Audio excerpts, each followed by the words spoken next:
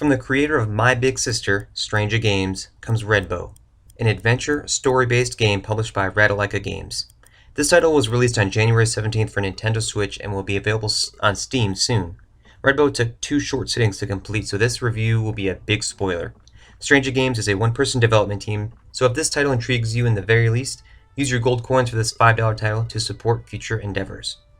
Our main character, Ro, can move and interact with objects that will help the game move along. Tinkering with any object that projects their name on screen is really the only thing to do besides read thoughts and conversations. Redbow does not waste any time getting right into the story. Ro awakens from sleep feeling confused, locked in her own home.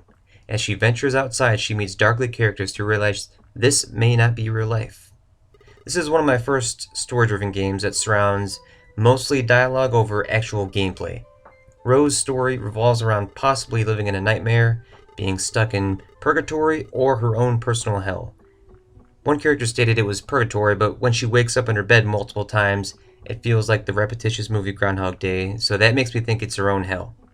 Odd and scary looking characters convey a disturbed look into her past, which scares Ro into having the willingness to do anything to get home, even kill. In a few scenes, the player is given a choice to make, but there are only 2, so if you choose the wrong choice, you have to redo the progress you've made and choose the latter. I wish there was more choices in dialogue and actions taken. Conversation sequences lose their momentum because the music stops. It would certainly help the story move along without silence instead of just clicking of the words as they rattle off. The music is paired well with the tone of the game once it's playing though, and that's always a nice touch. Art style is the first draw for me. Initially seeing the Super Nintendo styled graphics, I had a strong urge to look into Redbow. Billowing smoke, large trees, everything looks awesome. Larger characters turning into showcases, Stranger Games art skill the best. Something about the 16-bit art style really speaks to me. The game doesn't take up the entire screen, but has sidebars showcasing 2 hands tying a bow. This doesn't hold the game back, as all fits on screen that needs to, without feeling the space has been wasted. Aside from the story, the main objective is to explore and find objects to progress the game.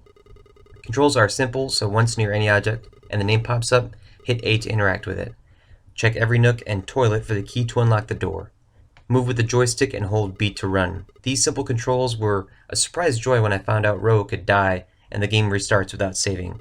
All the conversations I had, running around I did, and objects I found must be completed over. Lots of clicking A as fast as I could to get back to where I left off.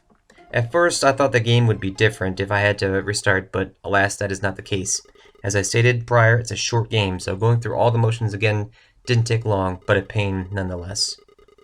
Final words, looking at Stranger Games, they are big fans of dark, story-driven games, and Redbow fits that part. I felt the story could have either gone deeper or tied together differently. Redbow ended abruptly and left me a bit confused and somewhat at a loss, but the SNES graphics were charming and made me want more. To see this developer delve further into RPG elements, story, and gameplay would be fantastic, and I hope they do so in the future. My time spent with Redbow was quick, and I did not have fun per se, so I can't necessarily recommend this, but I hope they do bigger and better things in the future. Thanks for watching. If you enjoyed the video, like and subscribe, and we will see you next time.